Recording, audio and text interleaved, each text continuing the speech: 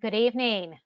Welcome to Back to School with ADHD, Out of the Box Approaches. I'm Kelly Henderson, and I direct Formed Families Forward.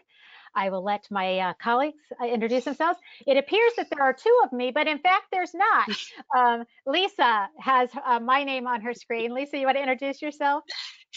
Sure. I'm Lisa Matthey, and I serve as the Training and Administrative Coordinator here at Foreign Families Forward. We're providing support to Kelly and Beth during their webinars. I do the technical side as well as the logistics for all of our in-person events. And I am glad that all of you are here with us tonight. Yeah, thanks for being here. My name is Beth Spivak, and I am the Family Outreach and Support Director at Form Families Forward. And we are really, really glad you have chosen to spend the evening. It looks like a lovely evening in Northern Virginia. So thank you for making the time and making this a priority. I put in the chat box, and I will put again the link to the slides that you will be seeing. So if you're just joining us, there are slides. You can access those slides. And I'll just start by doing a little bit of sharing about Form Families Forward. Beth, would you, anything else? Yeah. So if you aren't familiar with us, welcome. We're so glad that you have found your way to us.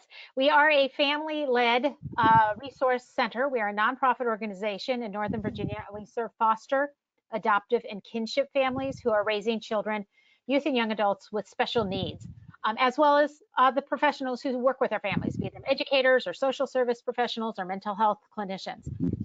We do our work through providing free of charge training, consultations to families, group events, lots of opportunities for families to come together. We have peer support groups.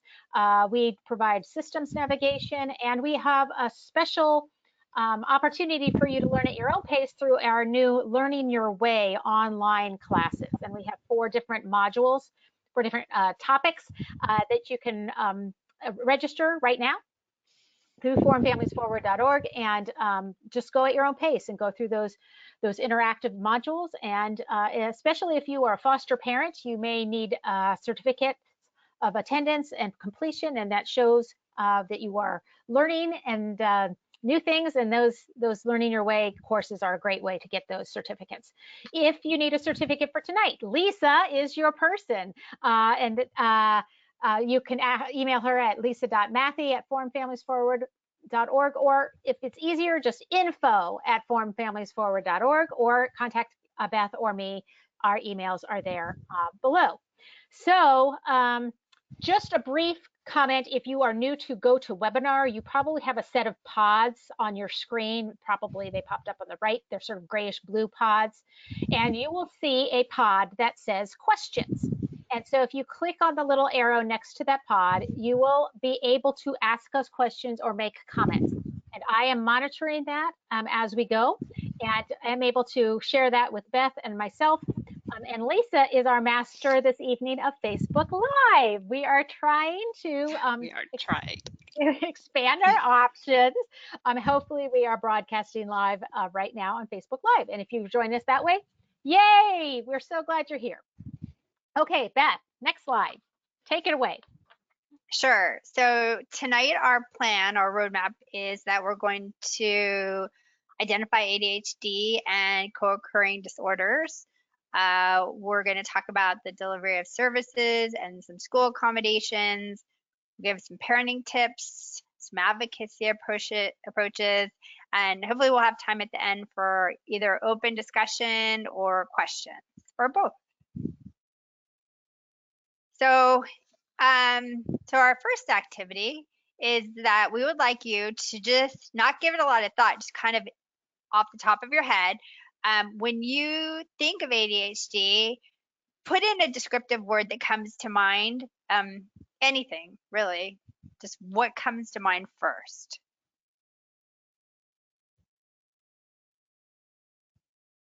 And again, you're going to do that in the questions pod. So go to the questions pod and just put in the words that you are thinking, that come to mind.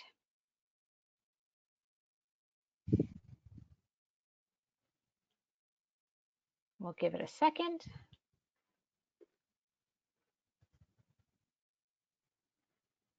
Active.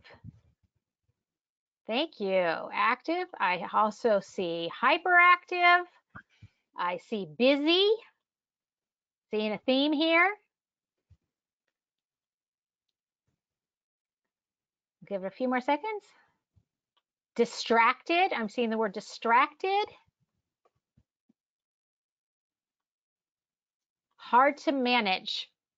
Thank you.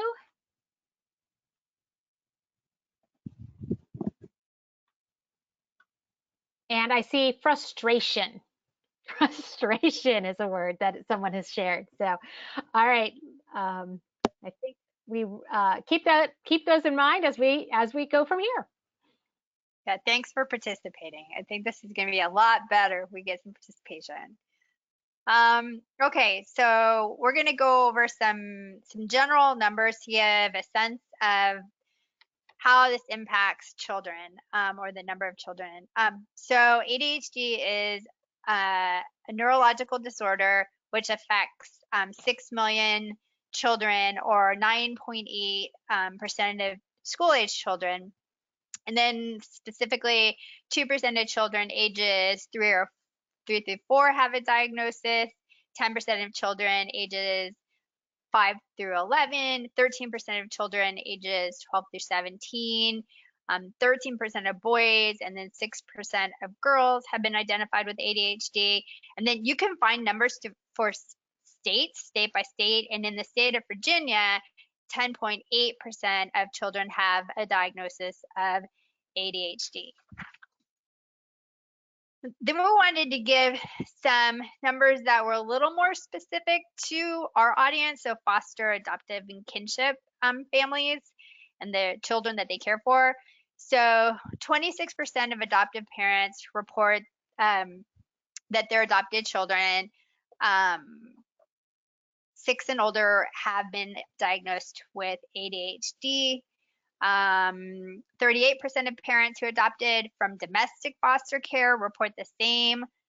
5 years post international adoption, 25% had a diagnosis of ADHD, and that's the most common of all of the diagnoses in that group. And then children who live in kinship care with a relative have more special health care needs, mental health problems such as ADHD and depression, and dental health problems compared with children who live with their parents. So we can see that the numbers are statistically quite different. So what does ADHD look like? You guys gave some really fabulous adjectives when we were talking about this, and it looks like many things. So problems with attention, so appearing not to listen, losing things, easily distracted, requiring redirection and poor recall. And I wanted to note that this is the one that gets a little tricky sometimes, because when kids are doing a preferred task, they have like the ability to pay a lot of attention. So we know like video games or even like school subjects that they like versus ones that they don't enjoy. It seems like the attention, it makes it seem like they're intentionally not paying attention, but that's not the case, which we're going to go over during this webinar. Problems with inhibition, interrupting others, talking excessively, acting on impulse, and having difficulty postponing self-gratification, and then problems with excessive or hyperactivity, and like some of you said, being in constant motion, restlessness, touching things or other people, acting more forcefully or and abruptly than others, engaging in attention-seeking antics, and getting into inappropriate things.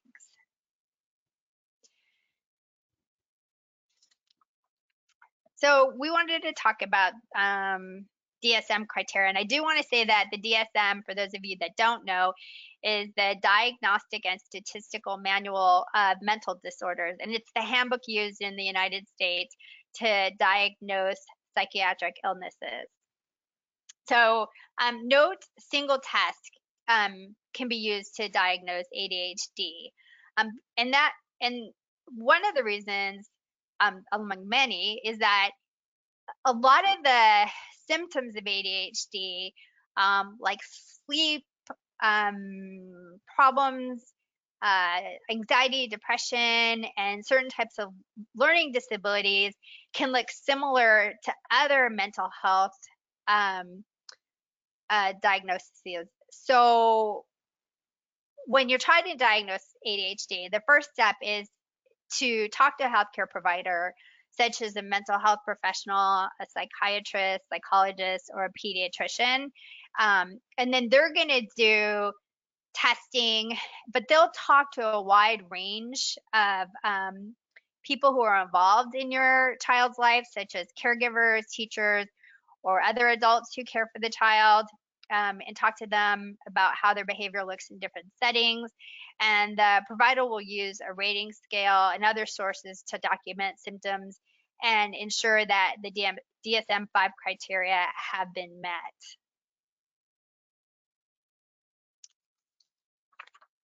So for a diagnosis of ADHD, there's three types. So the first one is predominantly inattentive. The second one is predominantly hyperimpulsive type, and then the third is the combined type. So symptoms of the first two types are equally present. And so as part of the diagnosis, a persistent pattern of inattention and or hyperactivity, impulsivity that interferes with functioning or development, characterized by inattention, and that there's 6 or more symptoms. And in the DSM, there's a lot of different symptoms, and we're not going to go through them because it would take too much time. But at least you need to have 6 of them. And sorry, I lost my train of thought. So you need to have 6 of them, and they need to have persisted for at least 6 months. And they have to be inconsistent with the developmental level, and they need to negatively impact directly on social, academic, or occupational activities. And to meet criteria, the symptoms have to start before the age of 12. They have to interfere with functioning. They have to be found in more than one setting. So that could be like school, academics, or social, and other mental disorders have to be ruled out. So what do we know about the causation of ADHD? Well, we know that it's a neurodevelopmental disorder. And it's a disorder that affects the development of the brain. And the DSM-5 lists ADHD in the category of neurodevelopmental disorders. ADHD is highly genetic. If a birth parent has ADHD, the child has more than a 50% probability of having ADHD. And so for this audience, sometimes that's hard because we don't have a lot of data on sometimes on birth parents or any data. So that's something to keep in mind. And that there are definitely some small scale studies that link environmental and medical conditions and circumstances, traumatic circumstances, to ADHD. So abnormal fetal development, prenatal alcohol exposure, head trauma and injury, and consumption of lead, which doesn't happen as much anymore because there is no lead in paint, but that's still a possibility. So ADHD and co-occurring disorders. So 64% of children with ADHD had at least one other mental, emotional, or behavior disorder, according to the CDC. And here's a chart showing ADHD and some of the more common co-occurring disorders. So anxiety, depression, bipolar, oppositional defiant disorder, specific learning disabilities, and sleep disturbance were some of the ones that were higher co-occurring disorders. And wanted to briefly go over the connection to trauma. So This, of course, is really relevant to this discussion because many of the children that we're talking about do have trauma histories. But I do want to note that trauma itself is not a specific medical health condition in and of itself. But it's definitely important to recognize the potential for misdiagnosis and ultimately the treatment of trauma and ADHD, because a lot of the symptoms are common to both ADHD and those who are experiencing trauma. So, for example, irritability, impulsivity, inattention, trouble focusing, difficulty recalling information, difficulty following multi-step directions, poor relationships, social withdrawal, academic underachievement, and engaging in risky behavior. So it really is important to sort of tease out what is what by finding the correct diagnosis for ADHD. So we are going to do a poll. So I can stop talking for a minute. And so mark the characteristics of the children that you are raising. So do as many, mark as many as that apply, so that. So, Beth, sorry to interrupt. I messed up the poll earlier when you were asking them to chat in. So everyone take a look at the chat, and there are 5 options, and we would like you to use the questions pod and respond with the appropriate number or numbers that apply to you. So if you have a child or have had a child with a 504 plan, put 1 in the box. If you've had that plus an IEP, then put 1 and 2 in the box. So hopefully you're seeing that in the chat box. I apologize for that. The next poll should work fine, but I messed that up a bit. So if you could just take a moment, again, looking at the chat box, we want 1 if you have had a child with a 504 plan. Number 2, IEP. Number 3, evaluated but was found ineligible for 504 accommodations or a 504 plan. 4, evaluated and found ineligible for special education or getting an IEP. And if you have none of those experiences, mark 5. So you can mark in as many as you'd like. Oh, perfect. You guys are on the ball. I love it. So I'm just going to wait a moment. Again, giving you a chance in the questions pod to put your numbers in. I'm seeing a lot of 2s. So that means 50 special education IEP. I've seen a couple 1s, 504, and some evaluated and not eligible for special education. Okay, so this is really helpful to me as we approach this next section of slides, because while I love policy, for some it can be a little dry. So I will try to streamline the conversation a little bit. But knowing what your experiences are is really, really helpful to me. So Beth, you can just keep on going. So I want to talk a little bit, because we're talking about out-of-the-box options for support. And sometimes we need to address the box before we talk about what's outside of the box. And so there are actually a number of options to secure supports in schools for your kiddos who may have ADHD. So the first 2 are really focused on, these are federal policies. These are formal federal policies with lots of rules and regulations and legal context around them.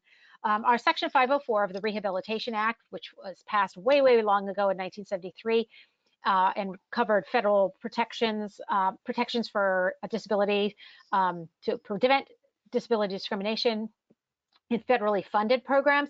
And then the same protections were guaranteed in the Americans with Disabilities Act in 1990. So that really, those 2 pieces of legislation really focus on access and preventing discrimination based on disability.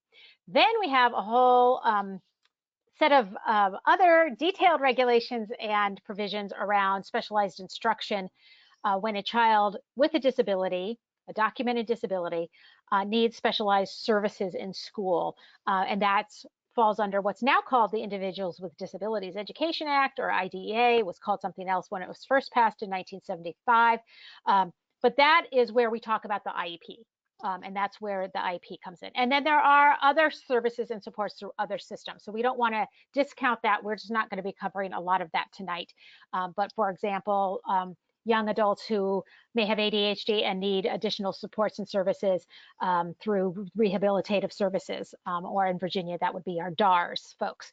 So those are other systems that are in place, perhaps mental health services, other systems that are in place. But let's get talking a little bit more specifically about the relationship between these big federal laws. So I mentioned, yep, keep going, one more. Section 504 of the Rehabilitation Act, and then the Americans with Disabilities Act in 1990 sort of really doing the same kind of protections, offering the same kind of protections, but more publicly available, whether they are federally funded or not. And the focus of that is really access, reasonable accommodations, and modifications of policies, practices, and procedures. And so the focus, again, is making sure that we're not discriminating wholesale on the basis of disability, so that we can guarantee access to accommodations. Unlike that is IDEA, which really gets a little bit more specific in school settings, and we really think about specialized instruction. So not only does this child, perhaps with ADHD, need accommodations, maybe extended time, maybe they need to go to a quiet room to take their test, but they need something different in terms of the actual instruction that they're being provided. And that's sort of this bar, this imaginary bar that exists between 504 and IDEA. So next slide.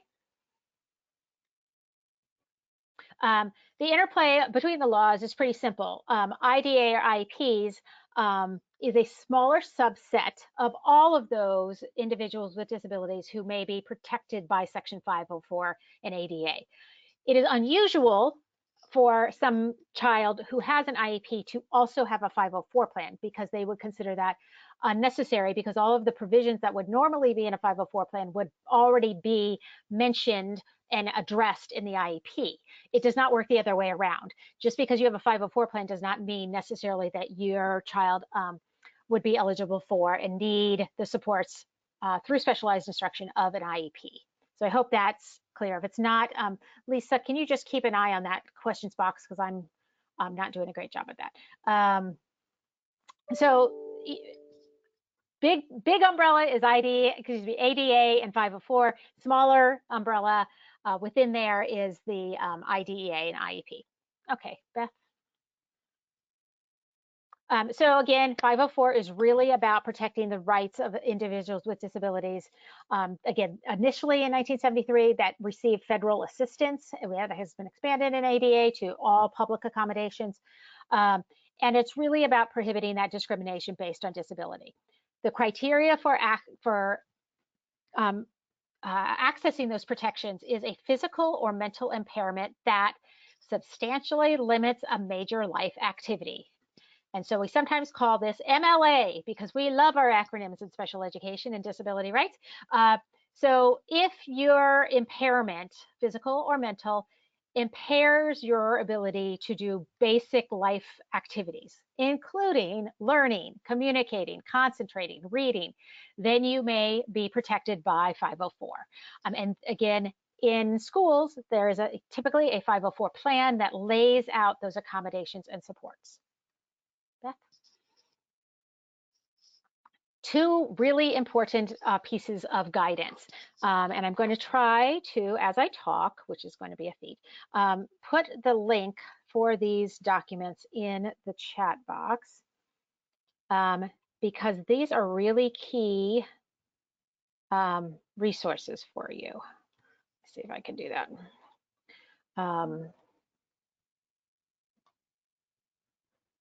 And these were pieces of guidance that were passed in, that were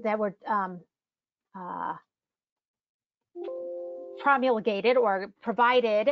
Yes, so you should see two PDF links there.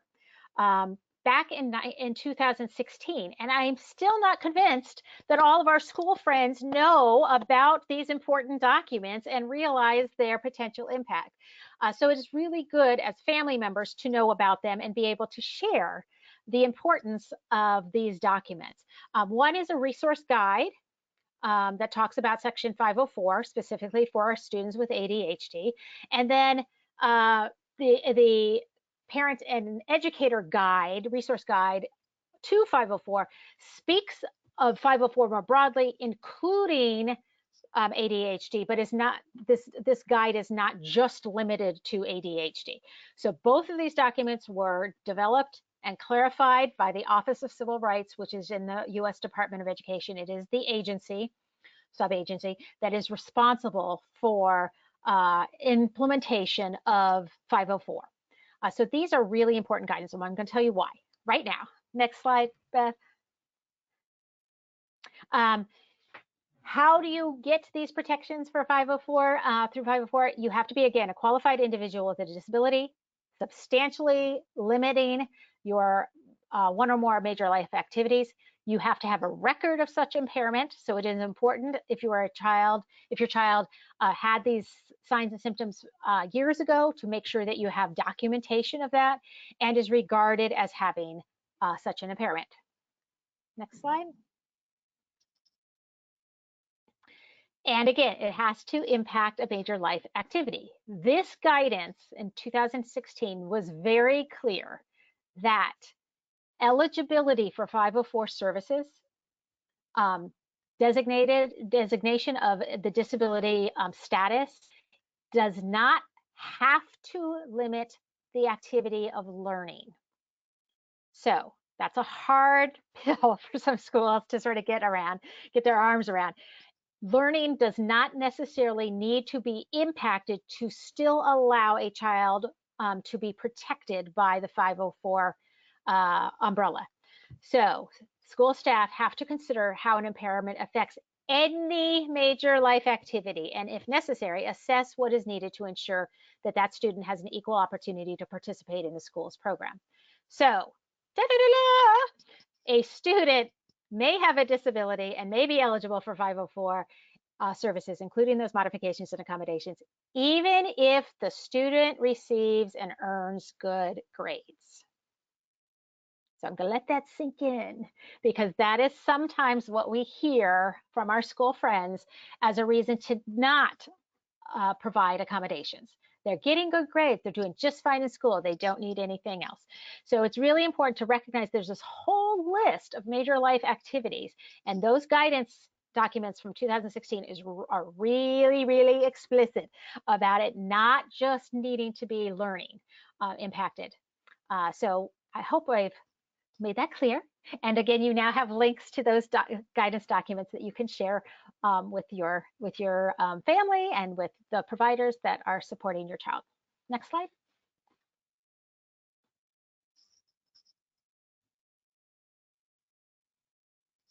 Isn't this the next slide, Kelly?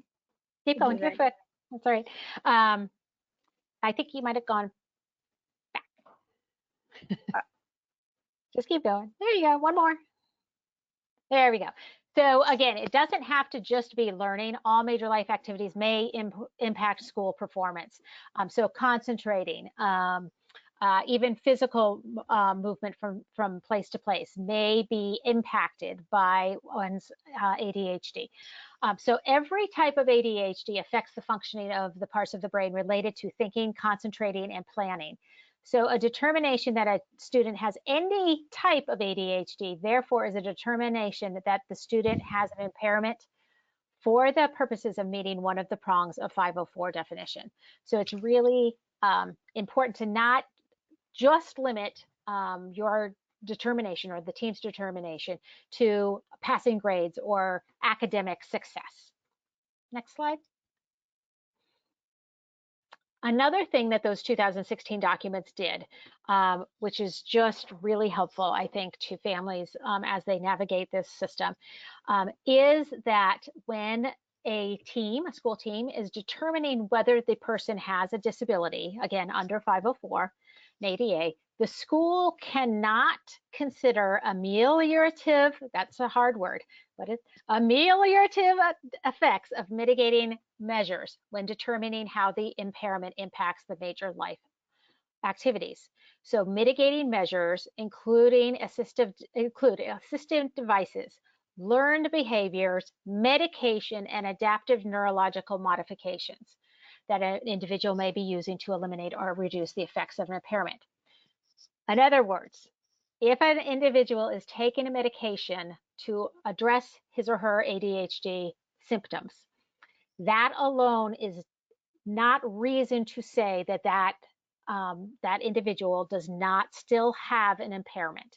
So those mitigating measures, taking medication, having your parents help you in the evenings with your homework because you're so disorganized and can't organize your time and space. All of those things cannot be counted against your child's status of disability. So knowing that, hopefully you now feel a little more renewed and refreshed to pursue perhaps Section 504 eligibility. And so how does this come to be? Schools have a responsibility. They have to conduct an initial evaluation at no cost to the family when they have reason to believe a student needs special education or related aids or services due to the disability. And that includes any behaviors that may indicate that they have a disability. So we're not just talking about academic related disability or symptoms. If a student is doing well academically, the fact alone does not justify denying or delaying evaluation when the school has reason to believe that the child has a disability. And so a parent or a family member may request in writing an evaluation, and if the school does not pursue that evaluation, does not see fit to conduct that initial evaluation, they must provide that denial in writing. And that denial in writing can be challenged under procedural safeguards. Next. I will share that those 2016 documents were really important and really foundational, particularly for our ADHD families. New, very recent, July 2022 guidance from the feds have also reinforced some of these and even gone a little bit, even maybe been a little bit more explicit about other aspects of a child with ADHD or other disabilities protections, particularly around discipline. So I'm going to summarize those, and hopefully I can put that link in the chat box shortly. The 2002 guidance, and the guidance came both from the Office of Civil Rights, and then there was the guidance from the Office of Special Education and Rehabilitative Services. But this guidance clarified that a student's Section 504 plan could include behavioral supports that a student needs to address behavior interfering with their own or other students' ability to learn.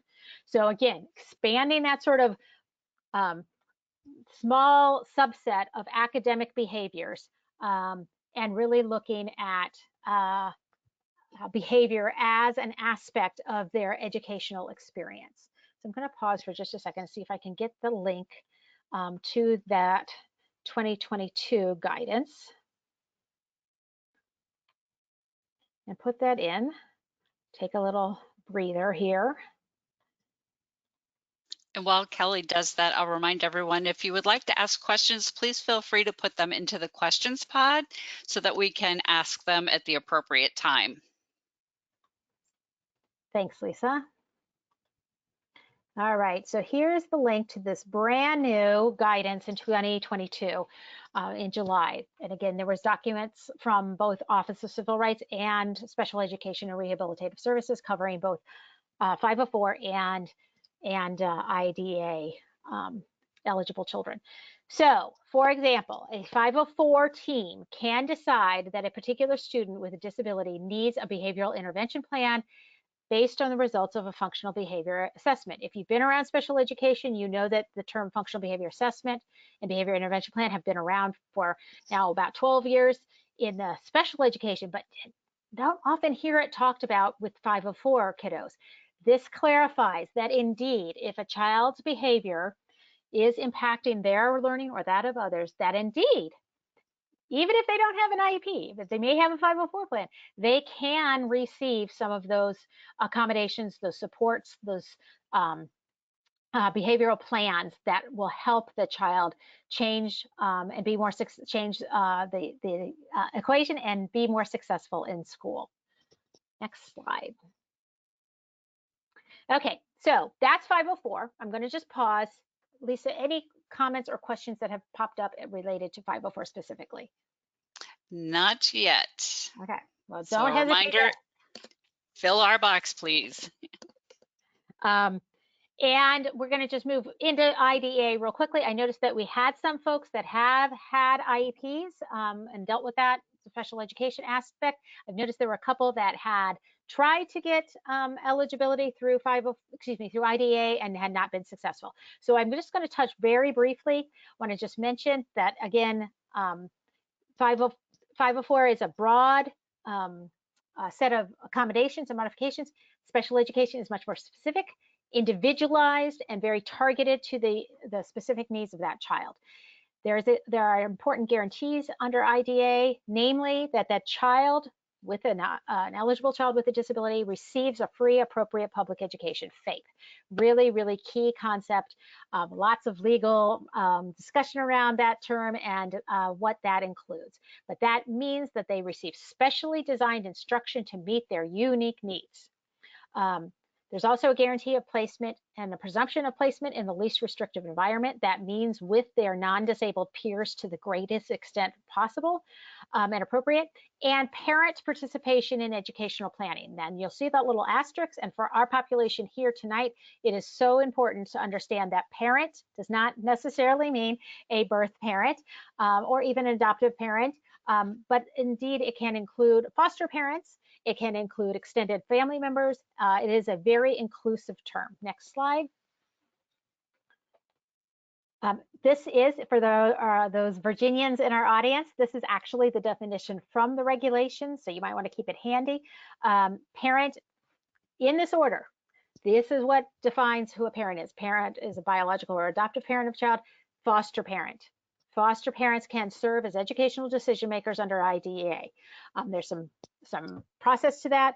If the birth parent's parental rights have not been terminated, the birth parent is still notified and may serve in that role, even if the child is not living with them.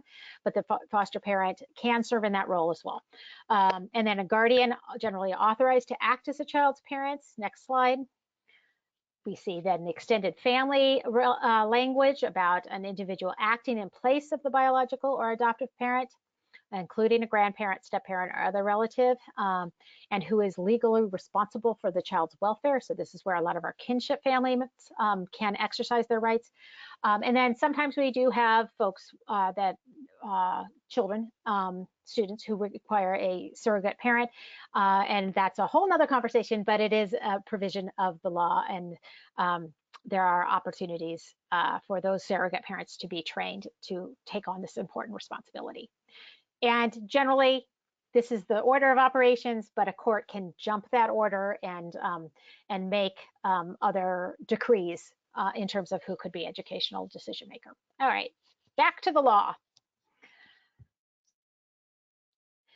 So again, specially designed instruction, no cost to parents to meet the unique needs of the child. Keep going. Free appropriate public education, least restrictive environment, and protection of the rights of the child and their parents. So very important guarantees. Keep going,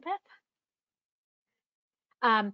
Special education services must be delivered to those who are deemed eligible, and there is a fairly intensive, much more intensive process for eligibility than a 504 generally. So there's a process for evaluating, making sure that unbiased assessment and tools are used to evaluate the child. There's an eligibility process. They have to meet one of the 17 categories of the federal disability categories. And each state uses a little bit different language, but you can find that list of disability categories. I think I said 17. I think it's 13. I think I misspoke there. 13 categories of disability within the federal realm. Again, states may use their own terminology. And they have to demonstrate a need for specialized education. So that's specially designed instruction. They don't just need accommodations, but there's actually something about their disability that requires specially designed instruction or related services. Okay, strategies. Okay, so Kelly spoke about like the formal supports in school for students with ADHD, and now we're going to talk about executive functioning skills and why those skills are critical to success in and out of school. We'll identify ways to assess behavior in the school setting, so targeted supports can be put in place to address behavioral problems or issues, and finally we'll discuss effective communication, school collaboration, general tips to parent children with ADHD, and advocacy approaches, all in the next few minutes. So I just want to be so clear. ADHD is not a choice. It is a neurological issue. So Russell Barkley, PhD, says that ADHD is a developmental disability because of the delay in developing skills. Children can lag behind their peers by 3 to 6 years developmentally. So if you think about it, it means that your rising freshman who just started school and maybe struggling already can have the brain maturity level of a 10 or 11-year-old. So think about what we're asking these children with lagging skills to do. It's really hard. So ADHD is a disorder of performance, meaning that a child can think, I know what to do, but I can't do what I know. And then Ross Green, PhD, says that even gifted children, which Kelly did touch on, with ADHD have lagging skills that impact academic performance. And then he says children do what they can. So we need to keep this in mind when we're working with our kids with ADHD. So the definition of executive function is that executive functions are a set of processes that have to do with managing oneself and one's resources in order to achieve a goal. It's an umbrella term for the neurologically based skills involving mental control and self-regulation. And these are just really cute cartoons if you have time to go back to them. So there's 9 executive function and go through them in developmental progression. The first is inhibition, and that's the ability to stop one's own behavior at the appropriate time, including stopping actions and thoughts. And the flip side of inhibition is impulsivity. So that's the weak ability to stop yourself from acting on your impulses. Working memory, and that's the capacity to hold information in mind for the purpose of completing a task. Emotional control, the ability to modulate emotional responses by bringing rational thought to bear on feelings. Shift, the ability to move freely from one situation to another and to think flexibly in order to respond to the situation. It's flexibility. Initiation, the ability to begin a task or activity and to independently generate ideas, responses, or problem-solving strategies. Planning and organization, the ability to manage current and future-oriented task demands, and that also involves time management, organization of materials, the ability to impose order on work, play, and storage spaces, persistence and sustained attention, the ability to modulate emotional responses by bringing rational thought to bear on feelings, and self-monitoring, which is the ability to monitor one's own performance and to measure it against the standard of what is needed or expected. And now Kelly's going to talk about discipline in schools and ways to support students through behavioral supports and functional behavioral assessments. Thanks, Beth. So yeah, I'll be quick because I know our time is short, but I did want, one of the things we hear a lot at Forum Families Forward as we talk with families is that their kiddos are in trouble a lot, particularly if they have characteristics similar to ADHD or other conditions trauma, as Beth pointed out, can sometimes mimic, look similar to conditions of ADHD. And we find that our kiddos sometimes are placed in more restrictive disciplinary settings. And so this new guidance that I'm just all excited about, in fact, I'm chatting it in the box again, very important, I think, guidance for schools, for families, for states to really be reminded of the importance that we can place on using proactive approaches versus exclusionary discipline. And so I highlighted, took liberty to highlight a couple of places in this new guidance that really pretty clearly says that states, schools, really, including early childhood programs, should consider enacting policies that restrict or prohibit use of disciplinary practices such as suspension or expulsion, in other words, exclusionary discipline. And that in most cases, that those very restrictive exclusionary discipline techniques should not be used for nonviolent offenses, such as tardiness, absences, or subjective offenses, such as insubordination, defiance, or disrespect.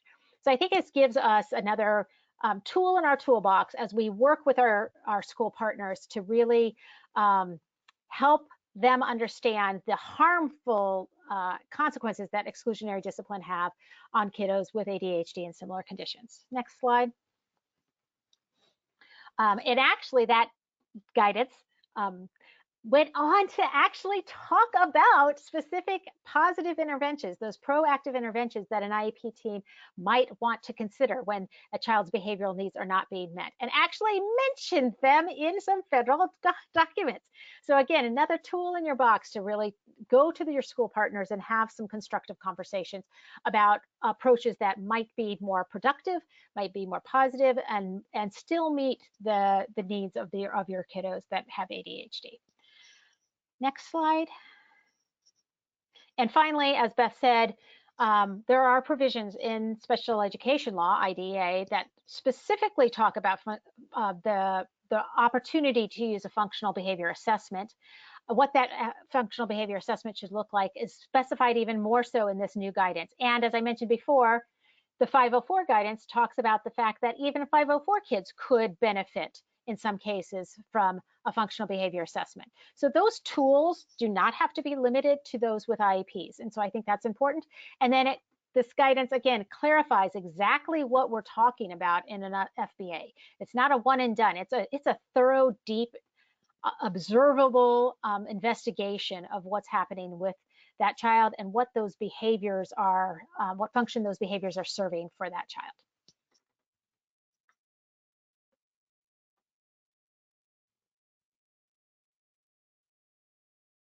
Beth, you need to unmute.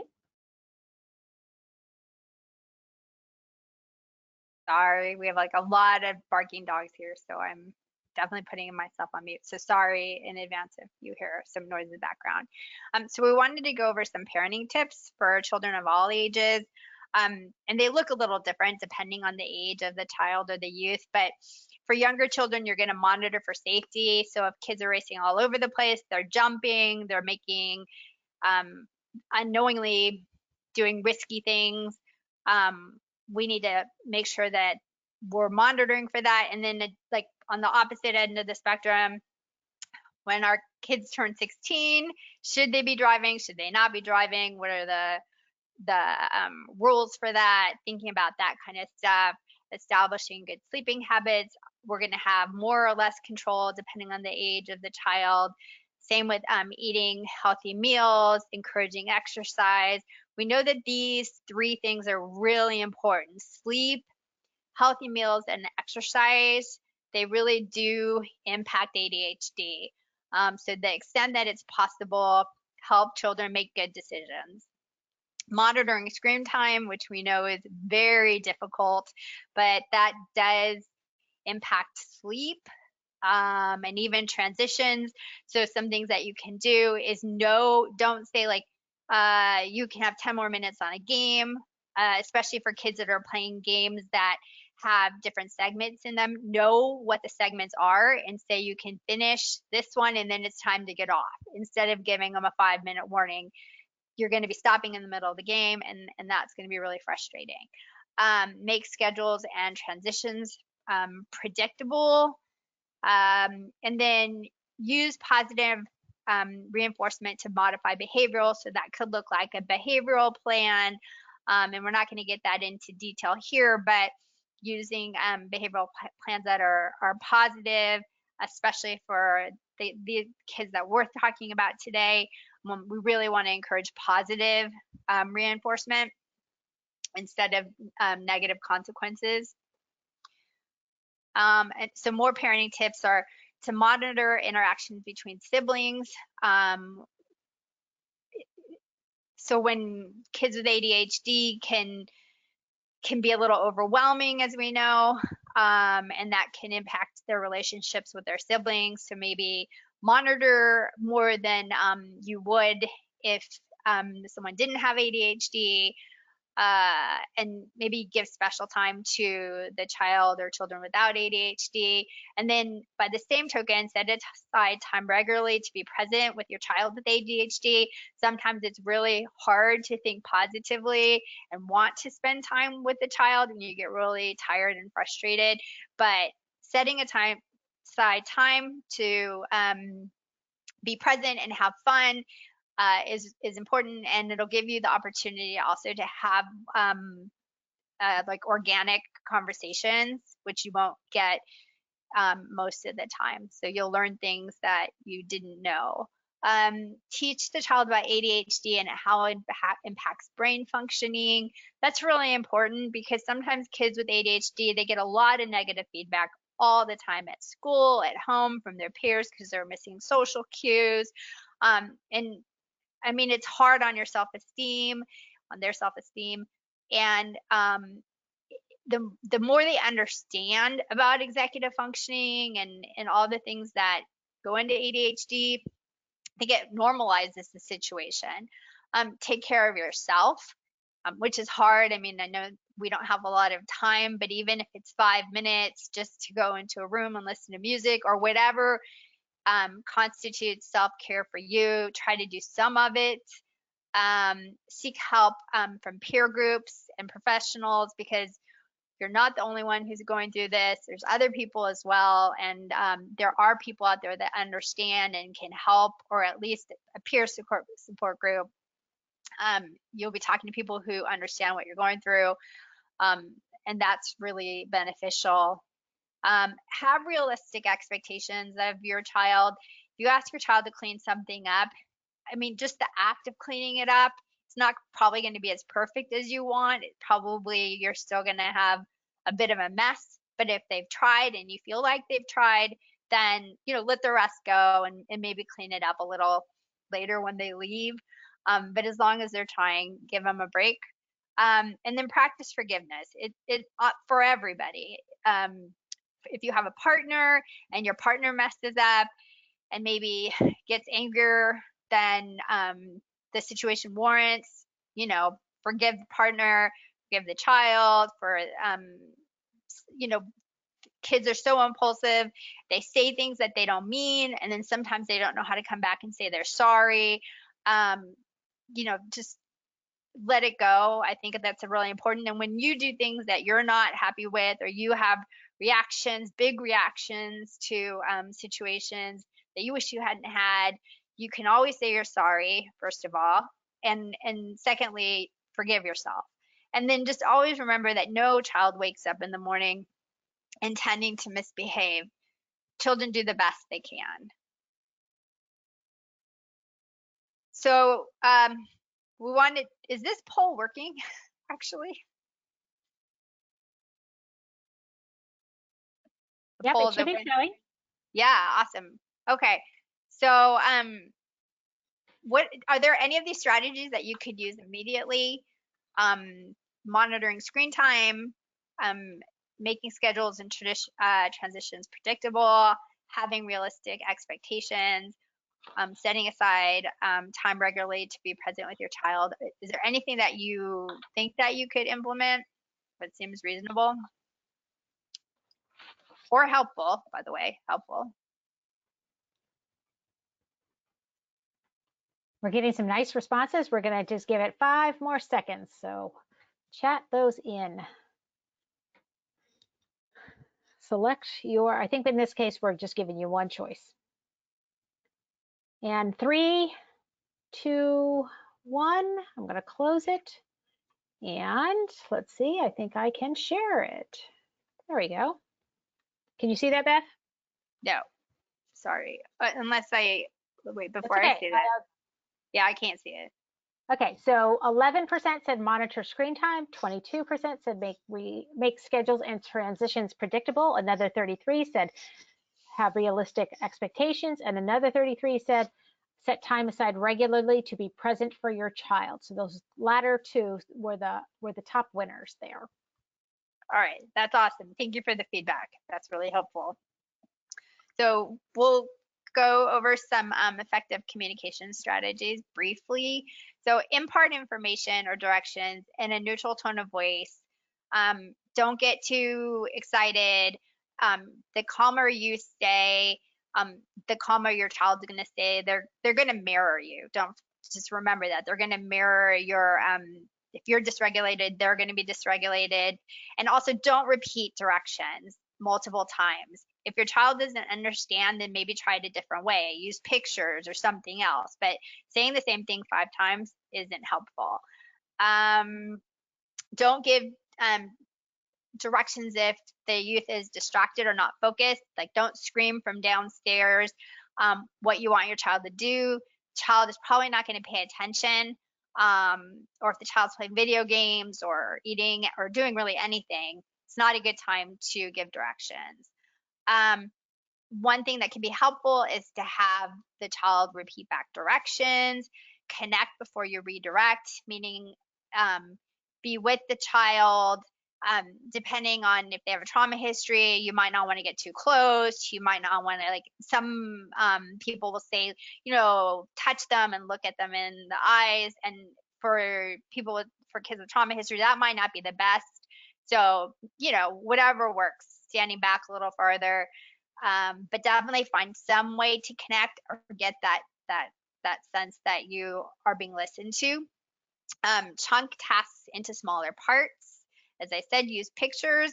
Checklists are really helpful. If you want a child to clean his room, then do a checklist. Like, it seems really easy to say clean your room, but there's so many parts of cleaning your room that gets really overwhelming. And especially if the room's already dirty, then if a child is so overwhelmed, they're probably not going to do what you've asked them to do, which may seem defiant, but it might just be really overwhelming.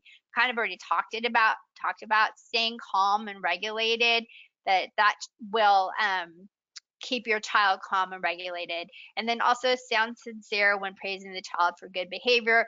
We all know that we need to praise the child, and sometimes it's very hard to find something in a day to praise the child for, but find whatever it is. It can be the smallest thing and say it sincerely. And that really does matter, because you have to remember that there's a lot of negative feedback for kids with ADHD, and any sincere praise is definitely appreciated and super helpful for their self-esteem. Okay, Kelly. we are really tight on time. So we're going to just sort of gloss over some of the advocacy tips, and know that you are always welcome to call and reach out to Forum Families Forward. We love to support families. If your child has a 504 plan, or you feel should have a 504 plan and is not getting the accommodations they need, the go-to is the Office of Civil Rights at a federal level. And so there's information about how to file a complaint for under 504 there. Next slide. If your child is supposed to be receiving services in special education, or you believe he's eligible or she's eligible, and you are not being successful with some of those processes, know that there is a very robust set of procedural safeguards. You get a nice big thick packet every time your child is referred or is under evaluation, or if at the annual review they ask if you need another copy of those procedural safeguards. That is actually a really important document and good to know what's in there. There's typically those are available online. The Virginia copy of procedural safeguards is available on the state VDOE website. There's also a state VDOE special education ombudsman who can help do some problem solving through an informal resolution procedure. Beth, I think we're just going to keep moving on through your advocacy, and just know there are some really good ways to advocate, because we want to get folks out of here on time, so just keep on going. And we have some tools on our website that can help you share key information with your school partners. Our All About Me tool is a great one-pager template that you can use. And finally, we encourage you to check out a host of resources. All of these are also on our website, but we've provided them here. And again, you can find them on the set of slides. And we're going to conclude with a request before you go. Two requests. Follow us on social media. We love to share information, not just from our own world of Foreign Families Forward, but our partners and other things, activities, news, guidance, documents, resources that could be useful to you. We share that regularly, so we'd love to have you follow us. And we want you to help us know if this was helpful to you, what we could do better, what other topics you'd like us. And so there is an evaluation link in the chat box. And I'm going to ask Lisa, do we have any questions? We have one question. A parent or caregiver has stated that with kids being on computers at school as well as play, it's hard to monitor their screen time. And they would like to know, what are some ways working parents can stay alert to how much screen time is being used? And are there any signs of too much screen time that they should look for? Beth, I'll let you take that one away. Yeah, so there's a couple things. One, there are apps that the better apps you can pay for, so you can go and search those up. Like Custodio comes to mind, depending on the age of the child. So there are apps, and I know it's really hard because they're using screens in school. But if it's really a problem, you can have them do homework in a quiet space downstairs. I'm not sure how old this child is, but having them monitoring that they're actually doing screen time. And if you find that the child is just has too much homework and is genuinely on the screen too late, go to the teacher, because one of the things you can do is collaborate with the school and talk about, ADHD, and especially if it's impacting, like, if I would say sleep is a big way to know if the child is being impacted, and not wanting to do other things. Like if the child doesn't want to go to soccer practice or do the things that the child used to love, then that's one way to think about how the child's being impacted. But there are things that you can do, although it is very difficult. So good luck. Anything else, Lisa?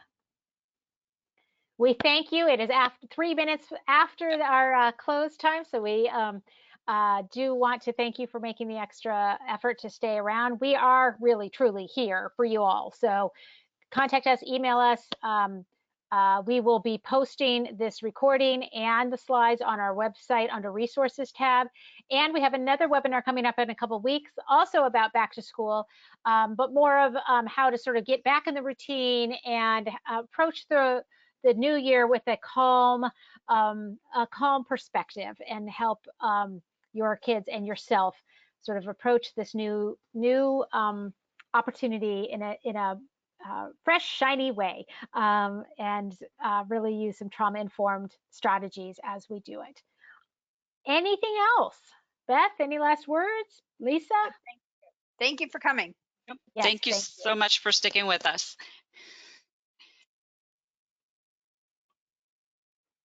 Thanks for the kind words. Good night. Bye.